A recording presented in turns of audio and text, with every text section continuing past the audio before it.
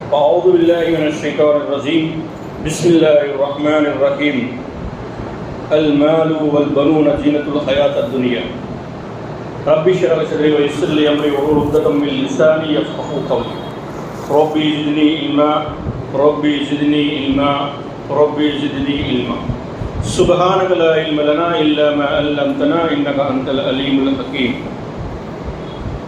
الله శరణు వేడుతున్నాను. తొలగింపబడ్డ శైతాన్ క్రియల నుండి రక్షణ కొరకై అనంత కరుణామయుడు అపార కృపాశీలుడు అయిన అల్లాహ్ పేరుతో ప్రారంభిస్తున్నాను. ప్రియమిత్రులారా, సోదర సోదరీమణులారా, అల్హమ్దులిల్లాహి రబ్బిల్ ఆలమీన్. సమస్త స్తుతులు పొగడ్తలు అల్లాహ్కి. పిదవ అల్లాహ్ సుబ్హానహు వ తఆలా పంపినటువంటి సమస్త దైవ ప్రవక్తలపైన, ప్రత్యేకంగా అంతిమ దైవ ప్రవక్త, మానవ మహోపకారి, హృదయాల విజేత అయినటువంటి ముహమ్మద్ సల్లల్లాహు అలైహి వసల్లం వారిపై, ఆయన అనుచర సమాజంపై అల్లాహ్ యొక్క శాంతి మరియు ఆయన కారుణ్యం వర్షించునుగాక. ఆమీన్ సుమ్మా ఆమీన్. ప్రియ సోదర మహాశయులారా, అల్లాహ్ సుబ్హానహు వ తఆలా ఈ సృష్టిలోనే శ్రేష్టమైనటువంటి అత్యున్నతమైనటువంటి జన్మ అయినటువంటి మానవ జన్మని మనకు ప్రసాదించి ఎంతో గొప్ప అనుగ్రహాన్ని ప్రసాదించాడు. మరియు ఆ మానవుల్లోనే శ్రేష్ఠ సమాజమైనటువంటి ముస్లిం సమాజంలో మనకి స్థానాన్ని ప్రసాదించి మరొక అనుగ్రహం. అలాగే చక్కని రూపం, చక్కని శరీరాన్ని ప్రసాదించి అదొక అనుగ్రహం. అలాగే ఆరోగ్యం, అది మరింత గొప్ప అనుగ్రహం. ఇలా అల్లాహ్ సుబ్హానహు వ తఆలా ఎన్నో అనుగ్రహాలని మనకి ప్రసాదించాడు.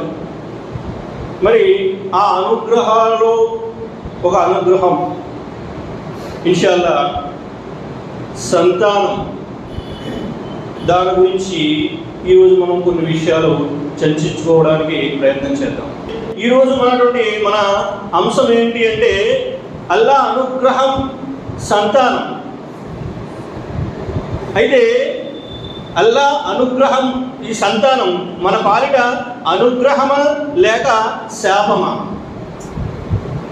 మనం చూస్తున్నామండి ఈనాటి సమాజం ఎలా ఉంది అంటే, పిల్లలు ఎలా ఉన్నారు అంటే అందరి గురించి చర్చించుకోవాలి. ఫేస్బుక్, వాట్సాప్లో చూస్తున్నాం. 10వ తరగతి చదివే అమ్మాయి తల్లిని చంపేసింది. పిల్లలు ఎలా ఉన్నారు అంటే సమాజంలో, మరి వాళ్ళు సమాజంలో ఎలా తయారవుతున్నారు, ఎలా పెరుగుతున్నారు? మరి అల్లాహ్ సుబ్హానహు వ తఆలా ప్రసాదించినటువంటి ఈ అనుగ్రహం, దీన్ని మనం ఎలా సంరక్షించుకోవాలి, ఎలా జాగ్రత్తగా కాపాడుకోవాలి? అల్లాహ్ సుబ్హానహు వ తఆలా చెప్తున్నారు, అల్ మాలు వల్ బనూన జీనతుల్ హయాత దునియా. సంపద, సంతానం ప్రాపంచిక అలంకరణ. చూడండి, ప్రపంచంలో ఎంతున్నా, ఎంత సంపద ఉన్నా, ఎంత చక్కని భవంతులున్నా, సంతానం అనేది లేకపోతే అది లోటే. ఒక కుటుంబ జీవితానికి పరిపూర్ణత సంతానంతోనే చేకూరుతుంది. ఆ సంతానం అనేది అల్లాహ్ అనుగ్రహం.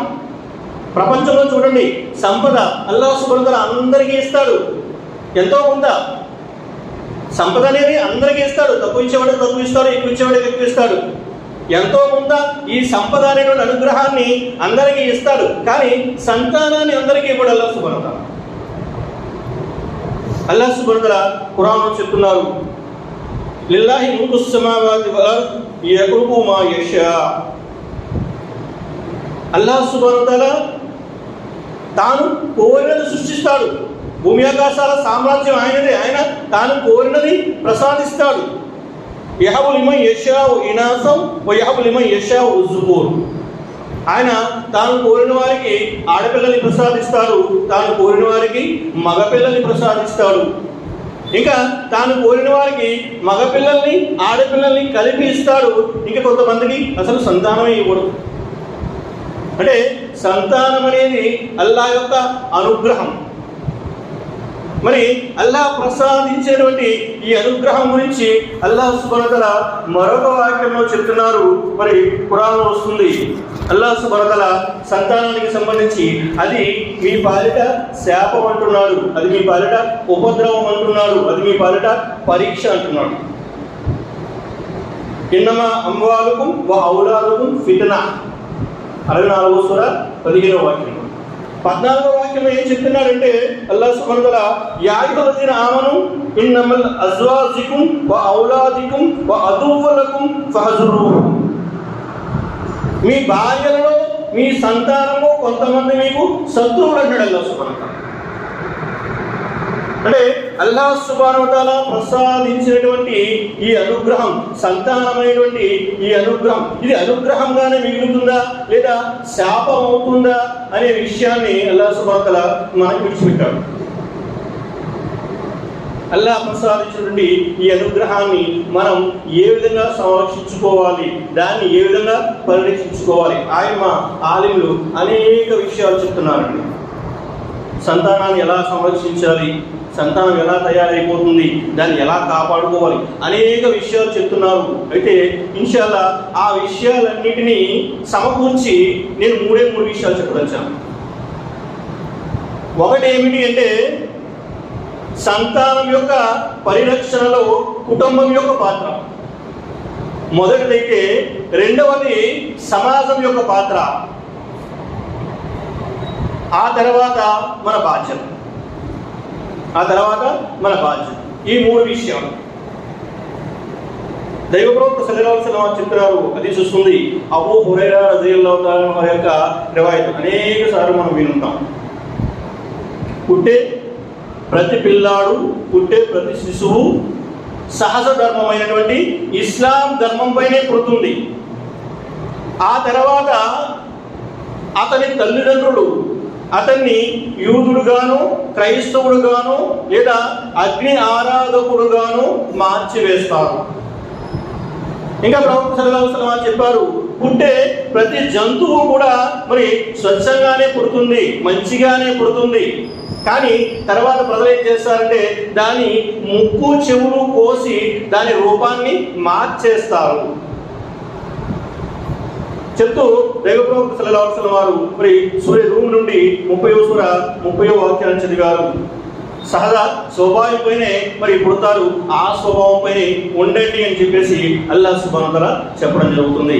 ఇక్కడ మొదటి పాత్ర ఎవరిది అంటే సంతానాన్ని పరిరక్షించే బాధ్యత కుటుంబంపై అత్యధికంగా ఉంటుంది. కుటుంబం పాత్ర, తల్లిదండ్రులు. ఆయన చెప్తున్నారు, వీళ్ళలో ఎవరి బాధ్యత ఎక్కువ అంటే తల్లి బాధ్యత ఎక్కువ అంటున్నారు. ఎందుచేత అంటే ప్రవక్త సల్లల్లాహు అలైహి వసల్లం వారిని ఒక ఆయన అడిగారు, ఓ ప్రవక్త సల్లల్లాహు అలైహి వసల్లం, నేను ఎవరిని ఎక్కువగా గౌరవించాలి అంటే నీ తల్లి అన్నారు. మనం విన్నాం కదా చాలాసార్లు, 3 సార్లు నీ తల్లి నీ తల్లి నీ తల్లి అని చెప్పారు. తర్వాత ఎవరు చెప్పారు? నీ తండ్రి అన్నారు. అంటే కుటుంబంలో ఎవరి బాధ్యత ఎక్కువ అంటే తల్లి బాధ్యత ఎక్కువ. ఒకవేళ స్త్రీలు కూడా వింటున్నట్లయితే కాస్త జాగ్రత్తగా వినండి.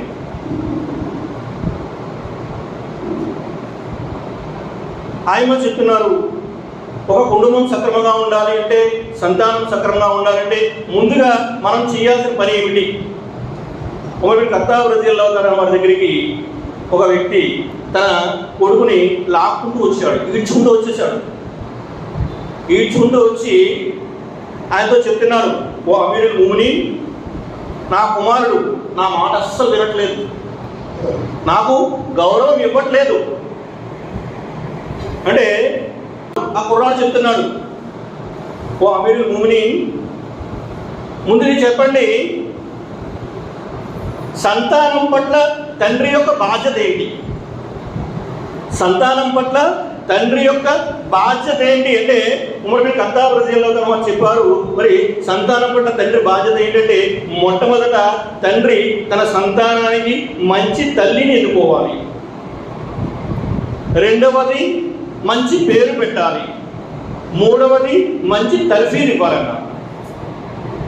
అబ్బాయి చెప్పాడు, ఓ అమీరుల్ ముమినీన్, నా తండ్రి నాకు తల్లిగా ఒక మజూషిని ఎన్నుకున్నాడు, ఒక మజూసిని నా తల్లిగా ఎన్నుకున్నాడు. నాకు మంచి పేరు కూడా పెట్టలేదు. తండ్రి నాకు వచ్చాడు కంప్లైంట్ చేద్దామని, తిరిగి కుమారుడు కంప్లైంట్ చేస్తున్నాడు, నాకు మంచి తల్లిని ఏర్పాటు చేయలేదు. మిత్రులారా, సహబాలు, ఉలిమాలు, పండితులు విడిచిపెట్టండి. ప్రవక్తల సంతానమే దారి తప్పిపోయింది. ఎందుకు చేత అంటే తల్లి సరిగా లేకపోవడం వల్ల.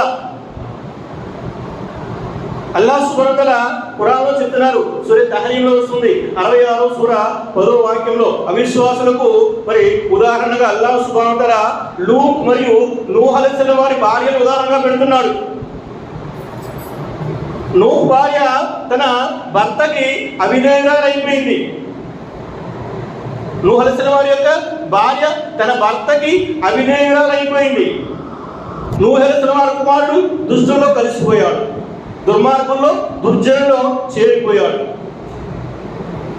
జలప్రళయం వచ్చినప్పుడు నూహ్ అలైహిస్సలాం వారు తన కుమారుడిని పిలిస్తే అతడు ఆ పడవలో ఎక్కడానికి ఇష్టపడలేదు. తన స్నేహితులతో పాటు కొండెక్కేస్తానన్నాడు. ఆయన దీన్ని ఉదాహరణగా తీసుకుని నూహ్ అలైహిస్సలాం వారి భార్య అంటే తల్లి సరిగా ఉన్నట్లయితే సంతానం సక్రమంగా ఉంటుంది. ఈయన ప్రవక్త అయినప్పటికీ తన సంతానాన్ని సరి చేయలేకపోయాడు. కారణం చెప్తున్నారు ఆయమ్మ, మరి అతని భార్య సరిగా లేదు అంటే తల్లి సరిగా లేదు కాబట్టి సంతానం చెడిపోయింది. మిత్రులారా, విన్నారా? తల్లి కూతురు కలిసి చంపేశారు. మొన్నే ఫేస్బుక్లో, వాట్సాప్లో చక్కర్లు కొడుతుంది. కూతురు తన భర్తని తల్లితో కలిసి చంపేసింది. అంటే తల్లి దుష్టురాలు, సరైన ప్రవర్తన లేదు. అదే వారసత్వం మరి కుమార్తెకు వచ్చింది. అయితే ఇక్కడ చెప్పే విషయం ఏంటంటే మరి మొట్టమొదటిగా కుటుంబంలో ఆయన చెప్తున్నారు, దీన్ని ఉదాహరణగా తీసుకుని. అందుగురించి సంతానం యొక్క శిక్షణ ఎప్పుడు ప్రారంభమవుతుందంటే నికాతోనే ప్రారంభమవుతుంది. మీరు నికా చేసుకునేటప్పుడు మంచి భార్యను ఎన్నుకున్నట్లయితే మంచి సంతానం ఉనికిలోకి వస్తుంది. తల్లి సరిగా ఉంటే ఏ విధంగా ఉంటుంది అంటే మరి ఆయన ఉదాహరణ ఇస్తున్నారు. ఇబ్రాహీం అలైహిస్సలాం వారి కుమారుడు ఇస్మాయిల్ అలైహిస్సలాం వారు. ఇబ్రాహీం అలైహిస్సలాం వారు పసితనంలో ఇస్మాయిల్ అలైహిస్సలాం వారిని తీసుకుని వెళ్ళి ఎడారిలో విడిచిపెట్టి వచ్చేశారు. ఆ సంతానంపై, ఇస్మాయిల్ అలైహిస్సలాం వారిపై ఇబ్రాహీం అలైహిస్సలాం వారి యొక్క ప్రభావం ఏముంది? ఆయన పెంచింది ఎవరు? ఇస్మాయిల్ అలైహిస్సలాం వారిని పెంచింది ఎవరు అంటే హాజర్ అలైహిస్సలాం వారు, ఇబ్రాహీం అలైహిస్సలాం వారి భార్య.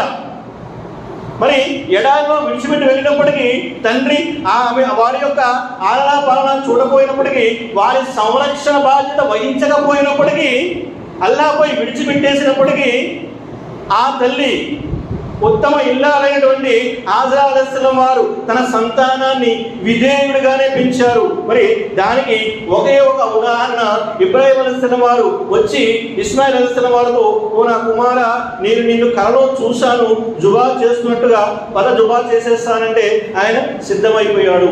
తండ్రి విధేయతలో, తండ్రి చెప్పిన మాటని జవదాటకుండా విధేయతలో ఆయన నిమగ్నం అయిపోయాడు. ఆయన చెప్తున్నారు మరి ఇబ్రాహీం అలైహిస్సలాం వారి భార్య హాజరా అలైహిస్సలాం వారు, మరి ఆమె ఉత్తమ ఇల్లాలు, ఉత్తమమైనటువంటి తల్లి తన సంతానాన్ని ఆ విధంగా పెంచుతుంది.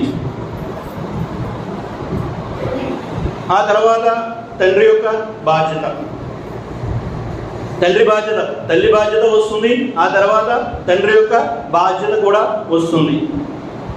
సంతానాన్ని సక్రమంగా పెంచాల్సిన బాధ్యత తల్లిదండ్రులది. మరి తల్లిదండ్రులు చక్కగా పెంచుతూ ఉంటారు. అమ్మాయి అంటుంది ఇంట్లో ఉన్నంతసేపు ఏమంటుందంటే, నా తండ్రి నా హీరో, నా తండ్రి నాకు రోల్ మోడల్, ఇలా చెప్తూ ఇంట్లో మరి చక్కగా తిరుగుతూ ఉంటుంది. అబ్బుజాన్ అంటూ ఆయన చుట్టూ తిరుగుతూ ఉంటుంది. తండ్రి చూసి మురిసిపోతూ ఉంటాడు. ఇంట్లో చక్కగా మిత్రులారా, మనం అనేక సందర్భాల్లో విన్నాం. అవన్నీ చెప్పుకోవడానికి నేను అవన్నీ వాటన్నిటిని ప్రస్తావించదలుచుకోలేదు. మనకు తెలుసు మన పిల్లల్ని మనం ఎలా పెంచాలి. వాళ్ళ దుస్తుల దగ్గర నుంచి, వారి వ్యవహారం దగ్గర నుంచి, ఇంట్లో చిన్నప్పుడు మరి వారికి ఎటువంటి దుస్తులను అలవాటు చేయాలి, ఎటువంటి మాటల్ని అలవాటు చేయాలి, మరి ఇరుగు పొరుగు వారితో లేదా మన బంధువులతో, తాత మామలతో, అత్త మామలతో, లేదా మేనత్తలతో, లేదా బాబాయ్తో ఇటువంటి ప్రవర్తన మనం వారికి నేర్పించాలి. ఇటువంటి బట్టలను అలవాటు చేయాలి. ఇవన్నీ మనకి తెలిసిన విషయాలే, తెలుసుకోవాలి కూడా. తండ్రి చక్కగా పెంచుకుంటాడు, అన్ని ఇస్తుంటాడు. మరి ఆ అమ్మాయి ఏం చేస్తుందంటే చక్కగా అబ్బాయి కానివ్వండి అమ్మాయి కానివ్వండి చక్కగా తండ్రి మాట వింటూ ఉంటుంది. మరి తండ్రిని తన రోల్ మోడల్గా, తండ్రిని తన హీరోగా చెప్తూ ఉంటుంది. అమ్మాయి బయటికి వెళ్ళడం మొదలు పెడుతుంది. అమ్మాయి బయటకు వెళ్ళడం మొదలు పెడుతుంది. ఇంట్లో ఉన్నసేపు బాగానే ఉంటుంది, బయటకు వెళ్ళడం మొదలు పెడుతుంది. ఒకరోజు స్టేషన్కి ఫోన్ వస్తుంది. పోలీసులు ఫోన్ చేస్తారు, అయ్యా ఒకసారి మీరు స్టేషన్కి రండి. స్టేషన్కి వెళ్తే అక్కడ అమ్మాయి ఎక్కడ ఉంటుంది, ఎవడో ముఖం తెలియడుతూ చెప్తుంది, నా తండ్రి నాకు శత్రువు అండి, దుర్మార్గుడండి, మమ్మల్ని చంపేయడానికి చూస్తున్నాడండి. పుట్టిన దగ్గర నుంచి పసిపిల్లగా ఉన్నప్పటి నుంచి గుండెల మీద పెట్టుకుని పెంచినట్టు తండ్రి చెప్తుంటారు కదండి సామెత. తండ్రి అంట ఆ పాపలు ఎత్తుకున్నప్పుడు చిట్టి చిట్టి కాళ్ళతో గుండెల మీద తంతుంటే మురిసిపోతుంటాడట. వాడికి తెలియదు రేపు పొద్దున నిజంగానే తన్నుద్ది, జాగ్రత్తగా పెంచకపోతే నిజంగానే తన్నుద్ది. చెప్తున్నా కదా, నా తండ్రి మరి దుర్మార్గుడు, మమ్మల్ని చంపేయడానికి ప్రయత్నిస్తున్నాడు, మీరు రక్షణ కల్పించాలి. ఇంటిలో ఉన్నంతసేపు అంటే ఇంటి వాతావరణం మేము ఇంట్లో బాగానే చూస్తుంటామండి. చక్కగా నమాజులు తీసుకొస్తూ ఉంటాం, మసీదుకి తీసుకెళ్తూ ఉంటాం, సూరాలు నేర్పిస్తూ ఉంటాం, చక్కగా గౌరవ మర్యాదలన్నీ నేర్పిస్తూ ఉంటాం. అల్హమ్దులిల్లాహ్ అన్నీ బాగానే నేర్పిస్తుంటాం, కానీ ఎప్పుడైతే ఇంటి నుంచి బయటకు వెళ్ళిందో సమాజం యొక్క ప్రభావం ఏ విధంగా ఉంటుందంటే, ఒక పండితుడు ఉండేవాడు, గొప్ప ఇమాం, చాలా మంచి ఇమాం, పండితుడు. తన సంతానం కారణంగా అగౌరవం పాలయ్యి ఊరు విడిచిపెట్టి, మస్జిద్ విడిచిపెట్టి వెళ్ళిపోవాల్సి వచ్చింది. ఒక పండితుడు తన సంతానం కారణంగా, తన సంతానం చేసేటువంటి చిల్లర పనుల కారణంగా ఊరు విడిచిపెట్టి వెళ్ళిపోవాల్సి వచ్చింది. గొప్ప పండితుడైన ఎందుచేత అంటే ఆయన ఇంట్లో చక్కగానే పెంచాడు, మదరసాకి పంపించాడు. మదరసా అంటే అల్హమ్దులిల్లాహ్, మదరసాలో ఎంతవరకు అంటే వారు జ్ఞానాన్ని నేర్పిస్తారు, అఖలాక్ మనమే నేర్చుకోవాలి. వచ్చిన తర్వాత సమాజంలో ఎటువంటి ప్రవర్తన వారు కలిగి ఉంటున్నారు, ఎవరితో తిరుగుతున్నారు, ఎవరితో స్నేహం చేస్తున్నారు. ఇప్పుడు తైమియా రహ్మతుల్లాహి వారు చెప్తున్నారండి, మనిషి ఏ జంతువుల మధ్య తిరుగుతుంటే, మనిషిని విడిచిపెట్టేయండి, ఏ జంతువుల మధ్య తిరుగుతుంటే అటువంటి ప్రవర్తన కలిగి ఉంటాడు. దైవప్రవక్త సల్లల్లాహు అలైహి వసల్లం వారు చెప్తున్నారు, బుఖారీ మరియు ముస్లిం షరీఫ్ రెండింటిలో కూడా అది చూస్తుంది, ఒంటరిని పోషించేవాడు, ఒంటరిని మేపేవాడు,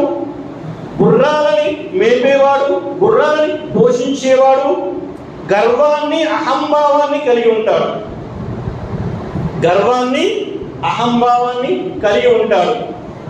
మేకలని మేపేవాడు, మేకలని పోషించేవాడు మృదు మనస్సుడై ఉంటాడన్న దైవప్రవక్త. అంటే ఒంటెలు మరియు ఆ గుర్రాల యొక్క ప్రవర్తన, వాటి యొక్క అహం, వాటిని పెంచేవాడు, వాటితో పాటు మసులుకునేవాడు. ఆ ప్రభావం ఇతరులపై వచ్చేస్తుంది. అల్లామా ఖల్దూన్ రహ్మతుల్లాహి వారు చెప్తున్నారు, ఒక మనిషిపై అతని యొక్క కుటుంబం అంటే అతని యొక్క తల్లిదండ్రులు, అతని యొక్క జాతి, అతని యొక్క వంశం, దీని ప్రభావం కంటే సమాజం యొక్క ప్రభావం ఎక్కువ ఉంటుంది. సమాజం యొక్క ప్రభావం ఎక్కువ ఉంటుంది. ఇటువంటి సమాజంలో తిరుగుతున్నారు. ఎవరితో వారు కలుస్తున్నారు, ఎవరితో వారు కలుస్తున్నారు. మిత్రులారా, మనం వింటున్నాం, చూస్తున్నాం. అల్హమ్దులిల్లా, ఇంటిలో ఉన్నంతసేపు చక్కగా ఉంటారు. బయటికి వెళ్ళిన తర్వాత కొంతమంది పిల్లలు ఏం చేస్తుంటారంటే, బయటకు వెళ్ళిన తర్వాత ఏదో స్వేచ్ఛ దొరికినట్టుగా, స్వతంత్రం దొరికినట్టుగా, ఇల్లు ఏదో తమకి బందిగాన అయిపోయినట్టుగా పిల్లలు ఏం చేస్తుంటారంటే, తల్లితో చెప్పిన విషయాలు, తండ్రితో చెప్పిన విషయాలు, దగ్గర బంధువులతో చెప్పిన విషయాలు స్నేహితులతో చెప్తుంటారు. కాబట్టి ఎటువంటి స్నేహితులు, మన సంతానం ఎటువంటి వారి మధ్య తిరుగుతున్నారు,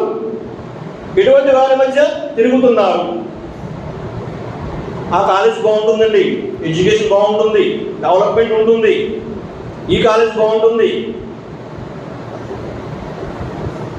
ఇబ్రాహీం అలైహిస్సలాం వారు, ఖురాన్లో వస్తుంది, ఇబ్రాహీం అలైహిస్సలాం వారు అల్లాహ్తో దువా చేస్తున్నారు, ఓ అల్లాహ్, నేను పంటలు పండని ఈ కటిక లోయలో, పంటలు పండనటువంటి సూర్య ఇబ్రాహీం వస్తుందండి 37వ వాక్యం, పంటలు పండనటువంటి ఈ కటిక లోయలో నీ పవిత్ర గృహం వద్ద నా సంతానాన్ని విడిచిపెట్టి వెళ్తున్నాను. ఎందుకు చేత అంటే వారు నమాజ్ చేయాలి. ఎటువంటి ఫెసిలిటీస్ లేవు, తినడానికి తిండి లేదు, ఉండడానికి నీడ కూడా లేదు. అలాంటి ఆ ప్రదేశంలో కటిక లోయలో పంటలు పండవంటే తినడానికి ఏమి దొరకనేటువంటి ఆ ప్రదేశంలో నా సంతానాన్ని విడిచిపెడుతున్నాను. ఎందుకు చేత అంటే వారు నమాజ్ చేయాలని. ఫర్ ఎగ్జాంపుల్ చూడండి, మనం ఒకవేళ అల్హమ్దులిల్లా మన పిల్లల్ని మదర్సాలో జాయిన్ చేస్తున్నాం అనుకోండి, ఏం చూస్తాం, అక్కడ వాతావరణం బాగుందా లేదా, మంచి గాలి వస్తుందా లేదా, రూమ్లో ఏసీ ఉన్నాయా లేకపోతే నాన్ ఏసీ ఉన్నాయా, ఫ్యాన్లు బాగా తిరుగుతున్నాయా లేదా, మనవాడికి పడుకోవడానికి అన్ని సౌఖ్యంగా ఉన్నాయా లేదా, ఇవన్నీ చూసిన తర్వాత సెకండరీ చదువు ఎలా చెప్తారని. సౌకర్యాల గురించి ఆలోచిస్తూ ఉంటాం మనం సాధారణంగా. పిల్లల మీద ప్రేమ కదా, ఆ ప్రేమతో మనం ఏం చేస్తామంటే వారి సౌకర్యాలు, వారికి ఎటువంటి సౌకర్యాలు ఉన్నాయి, ఆ మదర్సా ఎలా ఉన్నా పర్వాలేదు, ఏసీ రూమ్ నుండే అన్నీ చక్కగా ఉంటే అక్కడ తీసుకెళ్ళి జాయిన్ చేసేస్తాం. ఆయన చెప్తున్నారు, మిత్రులారా, నేను చెప్పే మాట కాదు, పండితులు చెప్తున్నారు. మదరసాలో ఏం నేర్పిస్తారంటే జ్ఞానాన్ని నేర్పిస్తారు, కానీ ప్రవర్తన, నైతికత అంతా కూడా మనం నేర్పించాలి. మరి సమాజంలో ఎక్కువగా వారు నేర్చుకుంటారు. కాబట్టి ఉత్తమ సమాజాన్ని వారి కొరకు మనం ఏర్పాటు చేయాలి. మన పిల్లలు ఎవరితో తిరుగుతున్నారు, ఇటువంటి వారితో తిరుగుతున్నారు, వారి స్నేహితులు ఎవరు? గత జుమ్మాలో నేను చెప్పాను, ఉత్తమ స్నేహితుడు కస్తూరి సంచి లాంటి వాడు. ఆ సంచిలో చెయ్యి పెడితే ఒకవేళ అందులో కస్తూరి ఉంటే దొరుకుతుంది, ఒకవేళ కస్తూరి లేదనుకోండి ఖాళీ అయిపోయింది, కనీసం ఆ సువాసనైనా దొరుకుతుంది. మరి దుష్ట స్నేహితుడు ఎలాంటి వాడంటే, చెడు స్నేహితుడు ఎలాంటి వాడంటే దైవప్రవక్త సల్లల్లాహు అలైహి వసల్లం వారు చెప్పారు, కమ్మని దుకాణం లాంటిది. మరి ఆ కమ్మని దుకాణం దగ్గర కూర్చుంటే వాడు దాన్ని తిప్పుతూ ఉంటాడు, గాలి లెగిస్తూ ఉంటుంది, మంటలు లెగిస్తూ ఉంటాయి, ఆ మసి అంతా కూడా దుస్తులు కట్టుకుంటుంది. అందులో నిప్పు రవ్వలుంటే బట్టలు కాలిపోతాయి. ఒకవేళ నిప్పు రవ్వలు లేకపోయినట్లయితే ఆ మసి అయినా అంటుకుంటుంది, ఆ దుర్వాసనైనా సరే మీకు తగులుతుంది. కాబట్టి మిత్రులారా, సమాజంలో స్నేహితుల యొక్క ప్రభావం అంటే తల్లిదండ్రుల యొక్క ప్రభావం కంటే కూడా, ఎందుచేత అంటే చూడండి, 20 సంవత్సరాలు చక్కగా అల్లారు ముద్దుగా కాలు కింద పెట్టకుండా పెంచినటువంటి తండ్రిని తల్లిని విడిచిపెట్టి ఎవడో ఫేస్బుక్లోనో వాట్సాప్లోనో పరిచయం అవుతాడు. 6 నెలల 7 నెలలు 8 నెలల ఇందులో పరిచయం అయ్యి తల్లి చంపేసింది. ఇన్స్టాగ్రామ్లో 8 నెలల ఇందులో పరిచయం అయ్యి వాడి కోసం తల్లిని చంపేసింది. స్నేహితుల యొక్క ప్రభావం చాలా ఎక్కువగా ఉంటుంది, సమాజం యొక్క ప్రభావం చాలా ఎక్కువగా ఉంటుంది. మనం చూస్తూ ఉంటాం, ఒక సామెత కూడా ఉంటామండి, పండిత పుత్ర, తెలుసండి ఎవరికైనా? సామెత తెలిసి ఎవరికైనా? ఏంటండి? పండిత పుత్ర పరమసుంట. తండ్రి పండితుడు, వీడెందుకు పనికిరానివాడు. తండ్రి పండితుడే, కానీ వీడెందుకు పనికిరానివాడు. ఎందుకు చేత అంటే మనం అనుకుంటూ ఉంటాం మన పిల్లల్ని మనం చక్కగానే పెంచుతున్నాం, మన ఇంటి వరకు, మన ఇంటి వాతావరణం వరకు మనం జాగ్రత్తగానే చూసుకుంటున్నాం. కానీ బయటకు వెళ్ళిన తర్వాత ఏం చేస్తున్నారు? మనం వెళ్ళలేదా? మనం చూడలేదా? ఇంట్లో పరదా వేసుకుని వెళ్ళి బయటికి వెళ్ళిన తర్వాత పరదా తీసి కాలేజీకి వెళ్ళే పిల్లల గురించి, ఇంట్లో కాలేజీకి అని చెప్పి బయలుదేరి ఎక్కడెక్కడో బయటకు వెళ్ళి తిరిగేటువంటి పిల్లల గురించి, అబ్బాయిల గురించి, అమ్మాయిల గురించి మనం వినట్లేదా? ఎందుకు చేత అంటే వారిపై సమాజం యొక్క ప్రభావం. కాబట్టి సమాజంలో మన సంతానానికి, మనకి కూడా, మనకి మరియు ముఖ్యంగా సంతానం గురించి ప్రస్తావించున్నాం కాబట్టి సంతానానికి ఎటువంటి స్నేహితులు, ఎటువంటి సమాజాన్ని వారికి ఇస్తున్నాం. ఒక తీసండి, మనం చాలాసార్లు వినుంటాం అబూ సయీద్ ఖుద్రీ రజియల్లాహు తఆలా వారి యొక్క రివాయత్. ఒక వ్యక్తి 99 మందిని చంపేశాడు. విన్నా కదండి? బహుశా మనందరికీ కంఠస్థ వచ్చేసి ఉంటుంది కదా. 99 మందిని చంపేశారు.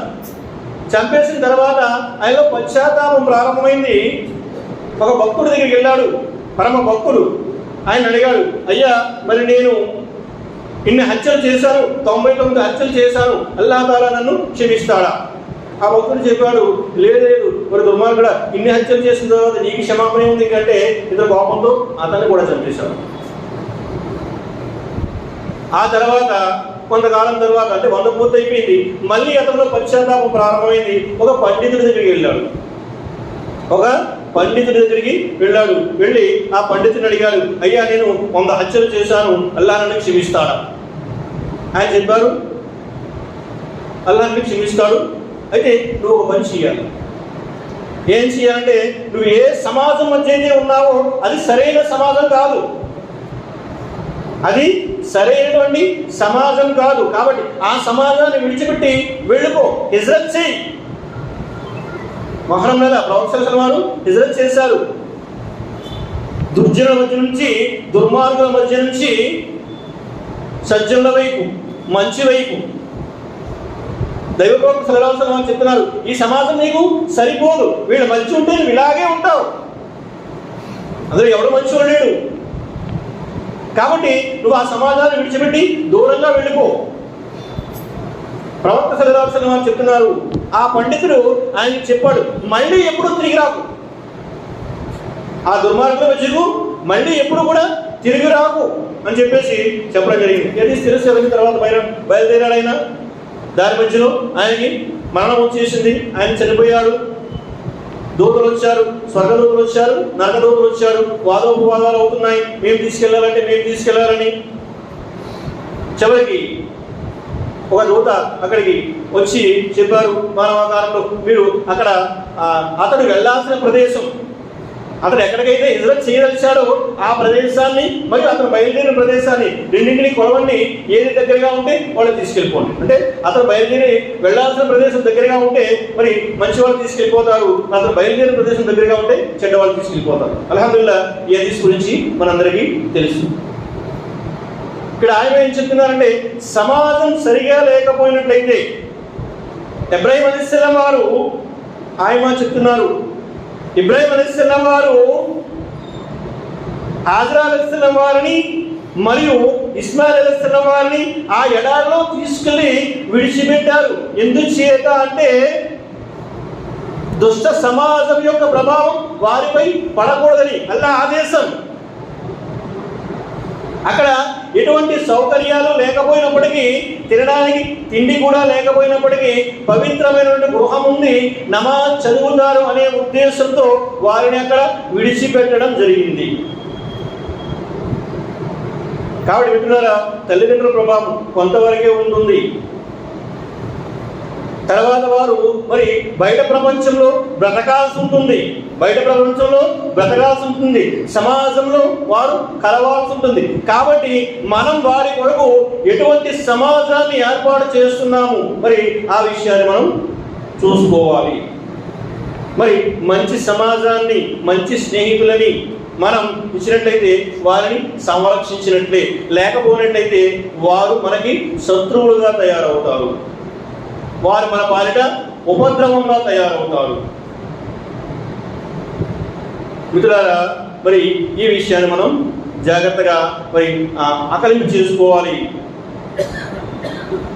ఇక చివరి విషయం ఏంటంటే మన బాధ్యత. ఒక ఆయన అడుగుతున్నారు, నేను చేసిన పాపాలు, నేను చేసిన దుష్కార్యాలు ఏవైనా ఉంటే నా సంతానానికి వస్తాయా? అల్లా కరుణామయుడు చూడండి, అనంత కరుణామయుడు, అపార కృపాశీలుడు. అల్లా కరుణామయుడు. మనం చేసిన పాపాలు మనవే. బరువును మోసేవాడెవరు? ఇతరుల బరువును మోయడు. మన బరువును మన సంతానం మోయదు. మన బరువుని మన సంతానం మోయదు. అంటే మనం చేసే పాపాల యొక్క ప్రభావం మన సంతానంపై ఎంత మాత్రం ఉండదు, కానీ మనం చేసే పుణ్యాల ప్రభావం ఉంటుందండి. మనం చేసే పుణ్యాల యొక్క ప్రభావం మన సంతానంపై ఉంటుంది. మన పుణ్యాలు మన సంతానాన్ని రక్షిస్తాయి. మన పుణ్యాలు మన సంతానానికి గౌరవాన్ని ఇస్తాయి. మన పుణ్యాలు మన సంతానానికి సన్మార్గాన్ని ఇస్తాయి. ఒక ఉదాహరణ చెప్తున్నారు. మూసా అలైహిస్సలాం వారు జ్ఞానాన్ని నేర్చుకోవడానికి ఖిజ్ర్ అలైహిస్సలాం వారి దగ్గరికి వెళ్ళారు. ఖిజ్ర్ అలైహిస్సలాం వారి దగ్గరికి వెళ్ళిన తర్వాత మరి ఖిజ్ర్ అలైహిస్సలాం వారు, మూసా అలైహిస్సలాం వారు ఇద్దరు కలిసి ప్రయాణం చేస్తున్నారు. ప్రయాణం చేస్తున్నప్పుడు ఖిజ్ర్ అలైహిస్సలాం వారు చెప్పారు, నువ్వు నేను ఏం చేస్తున్నా సరే నువ్వు చూస్తూ ఉండు, సహనంతో ఉండు, ప్రశ్నించొద్దన్నారు. 3 సంఘటనలు. మొదటి సంఘటన ఏంటి అంటే ఖిజ్ర్ అలైహిస్సలాం వారు ఏ పడవలో అయితే ప్రయాణం చేస్తున్నారో ఆ పడవ కన్నం పెట్టేశారు. రెండవ సంఘటన ఏంటి అంటే ఒక పిల్లాడు కనిపించాడు, వాడిని చంపేశారు. మూడవ సంఘటన ఏంటి అంటే మరి ఆ ఊరి వారు ఆయనకి ఆదరించడానికి, ఆయన భోజనం పెట్టడానికి నిరాకరించారు. మరి ఆయన ఒక గోడ పడిపోతుంటే దాన్ని మూసా అలైహిస్సలాం, ఖిజ్ర్ అలైహిస్సలాం వారు నిలబెట్టారు. విన్నాం కదా కనీసాలు ఈ 3 సంఘటనల గురించి. మూసా అలైహిస్సలాం వారికి ఆయన సమాధానం చెప్పారు. మొదటి సంఘటన ఏంటి అంటే మరి ఒక ముందు ఒక ప్రదేశం రాబోతుంది. అక్కడ ఒక దుర్మార్గుడైన రాజు ఉన్నాడు. వాడు ఏం చేస్తాడంటే ఏ పడవైతే అందంగా చక్కగా ఉందో దాన్ని స్వాధీనం చేసుకుంటాడు. కాబట్టి దీనికి లోపాన్ని ఏర్పాటు చేశాను, దీన్ని విడిచిపెట్టేస్తాడు. ఈ విధంగా వాడిని నేను వేరు చేశాను. ఇక రెండవది ఏంటండి, దుష్టుడైన సంతానం. ఇతని కారణంగా ఇతని తల్లిదండ్రులకి తలవంపులు వస్తాయి. నేను ప్రారంభంలో చెప్పాను, ఒక పండితుడు తన సంతానం కారణంగా ఊరు విడిచిపెట్టే వెళ్ళిపోవాల్సి వచ్చింది. ఆ సంతానం చేసేటువంటి చిల్లర పనుల కారణంగా. ఇక్కడ మరి వాడిని చంపేయడం జరిగింది. ఎందుకు చేత అంటే ఇతని కారణంగా తల్లిదండ్రులకి తలవంపులు వస్తాయి, చెడ్డ పేరు వస్తుంది. కాబట్టి అల్లాహ్ సుబ్హానహు తర్వాత ఒక మంచి సంతానాన్ని ప్రసాదిస్తాడు. ఇక మూడో విషయం, వారు ఏ విధంగా సహాయం చేయకపోయినప్పటికీ ఆ గోడని వీరు ఎందుకు నిలబెట్టారు అంటే మరి ఖిజ్ర్ అలైహిస్సలాం వారు చెప్పారు, ఆ గోడ కింద నిధి నిక్షేపాలు ఉన్నాయి. ఇద్దరు అనాథ బాలురు ఉన్నారు. వారి తండ్రి వారి గురించి ఆ నిధిని ఆ గోడ కింద పెట్టి ఉంచాడు. వీరు యుక్త వయసుకు చేరిన తర్వాత దాన్ని తీసుకుంటారు. ఆయన దీన్ని ఎగ్జాంపుల్గా చెప్తూ, ఉదాహరణగా తీసుకుంటూ, తల్లిదండ్రుల యొక్క మరి మంచి పనులు, వారి యొక్క పుణ్యాలు సంతానానికి చేకూరుతాయి. కాబట్టి మనం చేసే పుణ్యాలు, మనం చేసే సత్కార్యాలు మన సంతానాన్ని రక్షిస్తాయి, వారికి సన్మార్గాన్ని చూపిస్తాయి, వారికి ఖ్యాతిని, ఫలానా వారి సంతానం, ఫలానా వారి సంతానం. కాబట్టి మిత్రులారా, మనం చేసే అంటే మన సత్కార్యాలు కూడా మన సంతానాన్ని రక్షిస్తాయి. ఇక మనం చేసేటువంటి దువా, ఆయన చెప్తున్నారు, సంతానం గురించి దువా ఎప్పుడు చేయాలంటే వారు పుట్టకముందే చేయాలంటే. సంతానం గురించి దువా ఎప్పుడు చేయాలంటే వారు పుట్టకముందే చేయాలి. పండితులు చెప్తున్నారు, సాధారణంగా ప్రజలు ఏం చేస్తారంటే తన సంతానం చెడు మార్గంలో నడవడం ప్రారంభించిన తర్వాత వీరు మరమ్మతు చేయడం ప్రారంభిస్తారు. చెడు మార్గంలో నా కొడుకు ఇలా అయిపోయాడండి, అలా చేస్తున్నాడండి, ఇలా చేస్తున్నాడండి, ఇప్పుడు ఏం చెయ్యాలండి? గురుగారు మా అబ్బాయి గురించి దువా చేయండి, వాడికి సద్బుద్ధి రావాలని, సన్మార్గం దొరకాలని. ఆయన చెప్తున్నారు సంతానం గురించి దువా ఎప్పుడు చెయ్యాలి అంటే వారు పుట్టక ముందే ఇబ్రాహిం అలైహిస్సలాం వారు దువా చేశారు, రబ్బి హబ్లి మినస్ సాలిహీన్, ఓ అల్లా నాకు ఉత్తమమైనటువంటి సంతానాన్ని ప్రసాదించు. అలాగే ఇబ్రాహిం అలైహిస్సలాం వారు దువా చేశారు, ఓ అల్లా మరి నన్ను నా సంతానాన్ని నమాజ్ చేసేవారిగా చెయ్యి. కాబట్టి సంతానం గురించి మనం దువా చేస్తూ ఉండాలి. మన దువా సంతానానికి చేరుతుంది. సంతానం దువా కూడా అంటే మనం వారి గురించి దువా చేసి వారిని సన్మార్గంలోకి తీసుకొస్తే ఆ తర్వాత వారు మన గురించి దువా చేస్తారు, వారు మన గురించి దువా చేస్తారు. ఇన్షాల్లా ఆ దువా మనకు చేరుతుంది. కాబట్టి మిత్రులారా, అనేక విషయాలు ఉన్నాయి, మనం అనేక సందర్భాల్లో వింటూ ఉంటాం. అయితే ప్రధానంగా ఈ రెండు విషయాలు, ఒకటి ఒక సంతానం అది అల్లాహ్ ప్రసాదించిన అనుగ్రహంగా మిగలాలా లేదా అది మన పాలిట శాపంగా ఉపద్రవంగా మారాలా అనేది రెండు విషయాలు. ఒకటి కుటుంబం యొక్క ప్రభావం, తల్లిదండ్రుల యొక్క ప్రభావం అయితే, రెండు సమాజం యొక్క ప్రభావం. ఈ సమాజం యొక్క ప్రభావంలో కూడా తండ్రిదే బాధ్యత, తల్లిదండ్రులే బాధ్యత. ఇటువంటి సమాజాన్ని మనం మన పిల్లలకి ఇవ్వాలి, ఇటువంటి సమాజాన్ని మన పిల్లలకి ఇవ్వాలి. ఇటువంటి స్నేహితులు వారితో ఉన్నారు, మనం ఎంక్వైరీ చేస్తూ ఉండాలి, మనం చూస్తూ ఉండాలి. వాడు ఎవరితో స్నేహం చేస్తున్నాడు, ఎవరితో తిరుగుతున్నాడు, మనం జాయిన్ చేసినటువంటి కాలేజ్ ఆ వాతావరణం ఏంటి. మిత్రులారా, ఇప్పుడు కాలేజీలు ఎలా తయారయ్యాయి అంటే ప్రతి చోట కాలేజీల్లో కూడా గంజాయి బాగా ఎక్కువైపోయింది. విన్నారో లేదు మీరు? గంజాయి కాలేజీల్లో కూడా బాగా ఎక్కువ, విచ్చలవిడిగా డ్రగ్స్ అనేవి కాలేజీల్లో దొరికేస్తున్నాయి విచ్చలవిడిగా. సిగరెట్ కాల్చడం అనేది ఫ్యాషన్ అయిపోయింది, సరదా అయిపోయింది.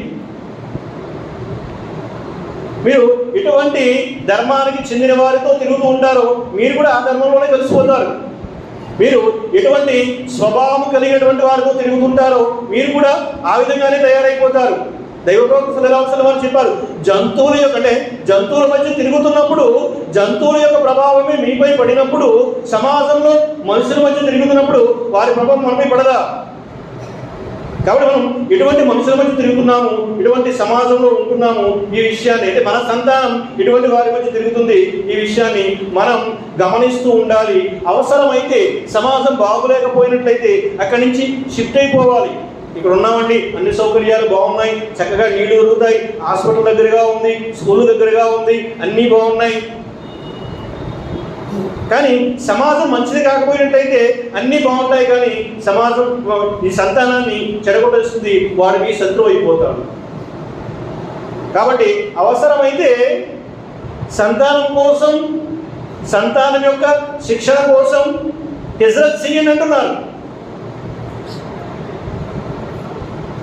మరి ఈ విషయాలు ఆ తర్వాత ఒకటి కుటుంబ ప్రభావం అయితే, రెండు సమాజం యొక్క ప్రభావం, ఆ తర్వాత మనం వారి గురించి చేసేటువంటి దువా, వారి గురించి చేసేటువంటి సత్కార్యాలు.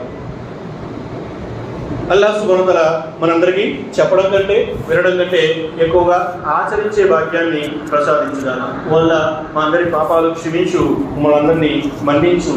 వల్ల మా సంతానాన్ని మా పాలిట మా కళ్ళకు చలువుగా చెయ్యి. వల్ల మా సంతానాన్ని మా పాలిట అనుగ్రహంగా చెయ్యి. వల్ల మా సంతానం మా తర్వాత మా గురించి దువా చేసే ఉత్తమ సంతానంగా తీర్చిదిద్దే భాగ్యాన్ని మా అందరికీ ప్రసాదించు. వల్ల మా సంతానం ద్వారా మాకు మేలును ప్రసాదించు, అందులో ఉన్నటువంటి కీడు నుండి మమ్మల్ని రక్షించు. వల్ల మమ్మల్ని అందరినీ ఇహపర నష్టాల బారి నుండి కాపాడు, ఇహపరాలో కష్టాల బారి నుండి కాపాడు.